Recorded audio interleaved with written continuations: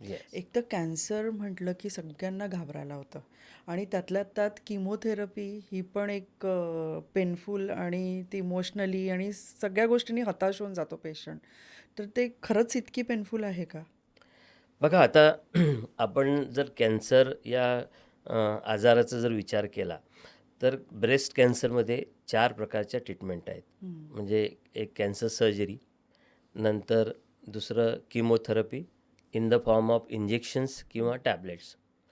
Number 3 आहे radiation, ज्याला आपण लेमॅन लँग्वेजमध्ये लाईट्स म्हणतो, लाईट घेणे. लाईट घेणे. नंबर 4 आहे हार्मोनल थेरपी. बरं. म्हणजे एखाद्या ब्रेस्ट कॅन्सरची ट्रीटमेंट चालू असताना आपण त्याचं हार्मोन टेस्टिंग करत असतो त्या ट्यूमरचं. त्याच्याप्रमाणे आपल्याला काही पेशंट्सला पोस्ट सर्जरी हार्मोन थेरपीसुद्धा द्यावी लागते. म्हणजे that is also in the form of tablets. आणि आत्ता रिसेंटली एक म्हणजे ट्रीटमेंट चालू झाली असे मोर दॅन 5 इयर्स, इम्युनोथेरपी. इम्युनोथेरपीसुद्धा ही इन द फॉर्म ऑफ टॅबलेटच असते आणि टार्गेटेड थेरपी. अशा वेगवेगळ्याच्या टॅबलेट फॉर्म्समध्ये किंवा इंजेक्शनच्या फॉर्ममध्ये वेगवेगळ्या ट्रीटमेंट असतात. तर आता आपण जर विचार केला, तर ट्रीटमेंटमध्ये सर्जिकल ट्रीटमेंट करणे हा one of the मेनस्टे of the treatment आहेच.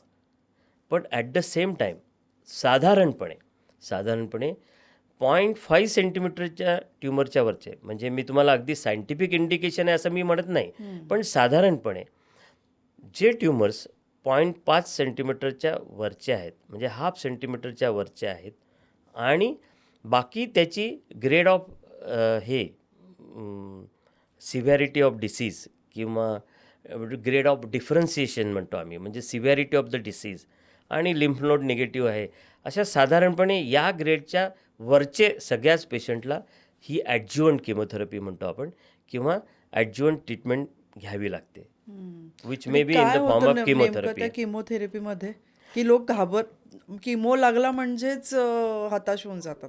किमोथेरपी या शब्दाचा अर्थच असा आहे की सेलला मारणारी थेरपी. म्हणजे बरं. हां, तर किमोथेरपी म्हणजे त्या कॅन्सर सेल्सवर डायरेक्ट ॲक्ट करून. आता होतं काय, शरीरामध्ये जेव्हा कॅन्सर सेल्सला मारायला जातं त्याच वेळेला नॉर्मल सेलवर पण त्याचा इफेक्ट येतो बरं. आणि त्याला आपण ॲडव्हर्स इफेक्ट म्हणतो.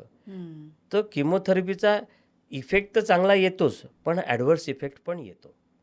आणि या adverse effect which is always in the form of say nausea, vomiting, restlessness, नंतर आपला ब्लड काउंट कमी होणे, लिम्फोसाइट्स कमी होणे, कारण की बॉडी रेझिस्टन्स कमी होणे. तर ह्या सगळ्या गोष्टीचा ॲडव्हर्स इफेक्ट जो आहे, हा ॲडव्हर्स इफेक्ट ऑलमोस्ट आपल्याला 50-60% पेशंटमध्ये जाणवतो.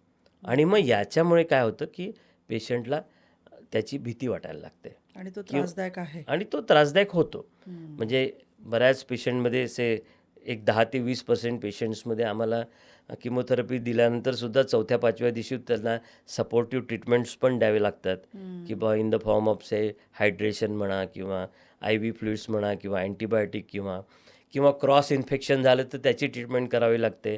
कारण की बॉडी रेझिस्टन्स कमी झालं असतं. तर बॉडी रेझिस्टन्स कमी झाला तर मग सर्दी खोकला पकडला कुठे, कुठे दातातच ॲब्सेस पकडला, तर मग बॉडीमध्ये इन्फेक्शन झालं, मग काउंट्स कमी तर झालेत. ते होता कामा नये. हां, तर हे सगळं मॉनिटर करावं लागतं. बरोबर.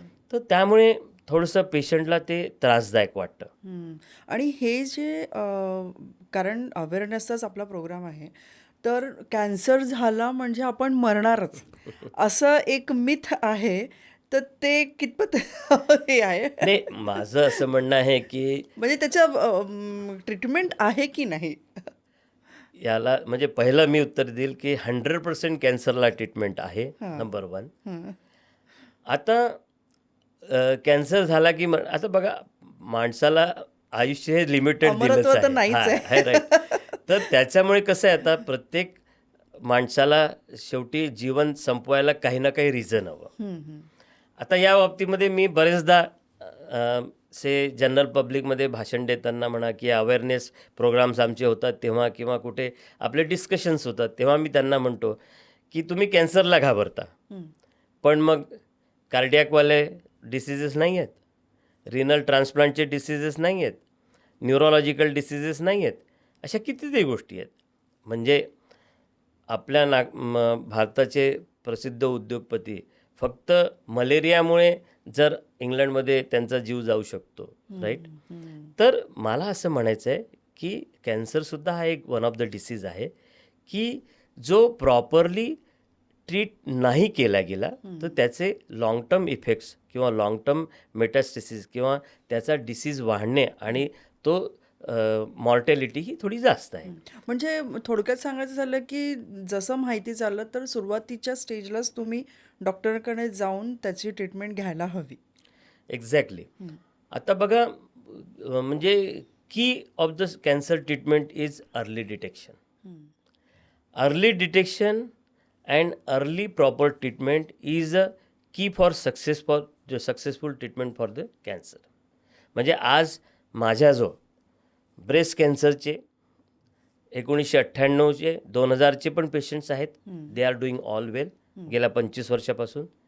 पण ॲट द सेम टाईम थोड्याशा जास्त स्टेजमध्ये जे लोक आलेत, से समजा 2 वर्षापूर्वी, 3 वर्षापूर्वी, 1 वर्षापूर्वी, ते साधारणपणे स्टेज 3, स्टेज 4मध्ये आलेत. सो प्रत्येकाचा डिसीज हा वेगळा. तर अर्ली डिटेक्शन आणि early cancer treatment is the most important. म्हणजे आज जे 25-26 वर्षापासून जे पेशंट्स चांगले आहेत म्हणतो ते सगळे अर्ली डिटेक्टेड, चांगली ट्रीटेड आणि आज त्यांचा फायदा दिसतो आहे. पण ॲट द सेम टाईम जे लेट आलेत, ते स्टेज 3मध्ये आले, स्टेज 4मध्ये आले, याच्यातले ऑलमोस्ट 50% पेशंट हे 3 ते 4 वर्षानंतर नाही दिसले. किंबहुना मला हे म्हणायचं आहे की आजही आपल्या समाजामध्ये ऑलमोस्ट 60% पेशंट, 60 to 70% पेशंट हे स्टेज 3 आणि स्टेज 4मध्ये मिळतात आहे. सो उशिरा येतात ओनली म्हणजे. 40% patient they are coming in stage 1 and stage 2. कारण की आज जर आपण स्टॅटिस्टिक्स पाहिलं तर कॅन्सर ब्रेस्ट जे स्टेज 1मध्ये येऊन ट्रीटमेंट करतात ह्या सगळ्या पेशंट्सचं सर्वायवल हे ऑलमोस्ट 98% आहे. म्हणजे जर एखाद्या लेडीला आज स्टेज 1मध्ये आपण 100% ट्रीटमेंट केली तर आय विल से की हिचा 98% प्रॉबेबिलिटी आहे की हिचं नॉर्मल लाईफ आहे. हा केवढा मोठा पर्सेंटेज आहे. म्हणजे हलगर्जीपणा करतात आणि उशिरा येतात येस डॉक्टरांकडे. Yes yes. ते अतिशय चूक आहे. म्हणून म्हटलं the key in the success of cancer is early detection and early complete treatment.